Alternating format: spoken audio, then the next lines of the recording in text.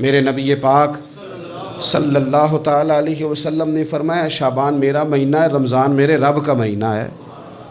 اتنی برکتوں والا مہینہ، اتنی شانوں والا مہینہ ماہ رمضان، آپ نے کچھ باتوں کا بڑا ہی خیال رکھنا ہے۔ ایک تو آپ نے کوشش کرنی ہے نمازیں ذوق کے ساتھ پڑھی جائیں، یعنی ایک ہے کہ اوہ ٹانگیں نہیں اٹھ رہی اب تراویح کا ٹائم، نہ اس میں کجی ہے، اس میں تھوڑا سا ذوق کی کمزوری ہے۔ اٹھنا ہے تو شوق سے اٹھنا ہے، بھاگ کے اٹھنا ہے۔ آپ نے مسجد کے ساتھ دلچسپی پیدا کرنی ہے، کوشش کرنی ہے مسجد کی صفائی بھی رمضان میں ہمارے ہی سے ہی آئے، اپنے علاقوں کی مساجد کی صفائی، نماز شوق سے پڑھنی ہے، شوق سے۔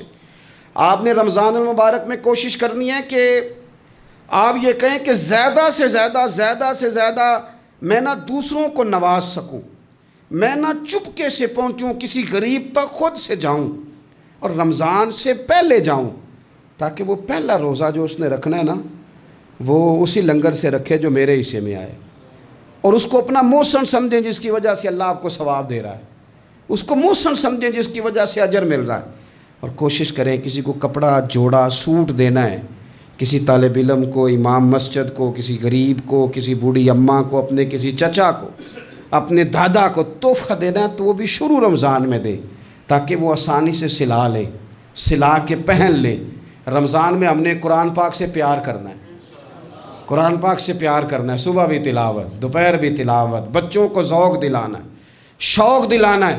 ہم نے قرآن مجید رمضان شریف میں تراویح میں ذوق سے سننا ہے، کھڑے ہونا ہے۔ پھر رمضان المبارک کے اندر احساس ہم نے بہت زیادہ پیدا کرنا ہے، ہم نے دیکھنا ہے کہ میں کس جگہ میری ضرورت ہے، میں کس طرح کر کے کام آ سکتا ہوں، وہاں اپنی خدمات کو پیش کرنا ہے۔ پھر اس سے آگے آپ بڑھیں گے۔ رمضان شریف کے اندر سحری میں اٹھنا تو ہے نا جی، دہی لینے بھی جانا پڑتا ہے، دودھ لینے بھی کئی دفعہ جانا پڑتا ہے، تو اٹھنا تو ہے۔ تو ایسا نہ کریں کہ 10 منٹ پہلے اٹھیں، اٹھ کے پہلے تہجد کی نماز پڑھیں، وہ نماز جس کے بارے میں میرے نبی پاک علیہ السلام نے فرمایا جب بندہ تہجد کے لیے کھڑا ہوتا ہے تو رب اسے دیکھ کے مسکراتا ہے، جو اس کی شان کے لائق۔ باقی نمازوں پہ ثواب ہو رہا ہے، تہجد کے وقت اللہ مسکرا رہا ہے۔ اور حضور فرماتے ہیں اگر جوان آدمی تہجد کے لیے اٹھے تو رب فرشتوں کے سامنے فخر فرماتا ہے۔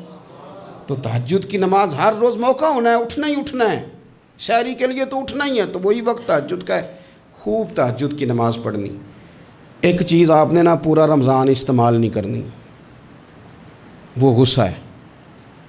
سارے روزے یعنی بالکل عین افطاری کے وقت بھی کوئی بندہ غلط بات، برداشت کون سی بات کرنی ہوتی ہے، صحیح کہ غلط؟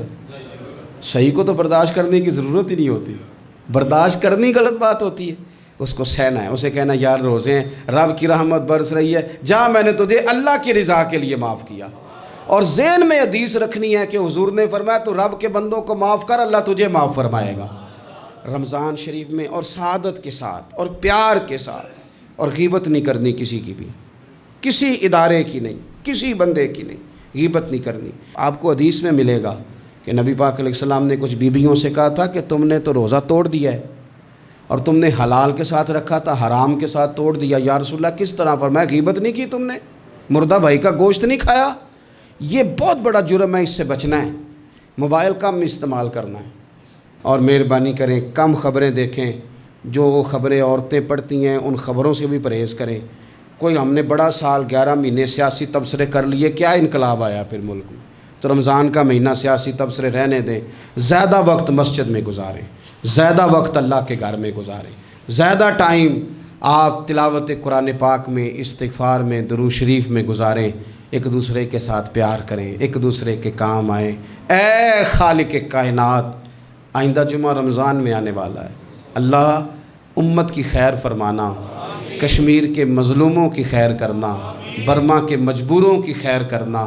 پاکستان تیرے نبی پاک علیہ السلام کے نام پر، کلمے کے نام پر بنایا گیا وطن ہے، اللہ اس میں دین کا جھنڈا نافذ فرما دے، اس وطن عزیز کو قیامت کی صبح تک قائم فرمانا، اور اللہ ہم سب کو بھائی چارے سے، پیار سے، محبت سے، ایک دوسرے کے احساس میں زندہ رکھنا۔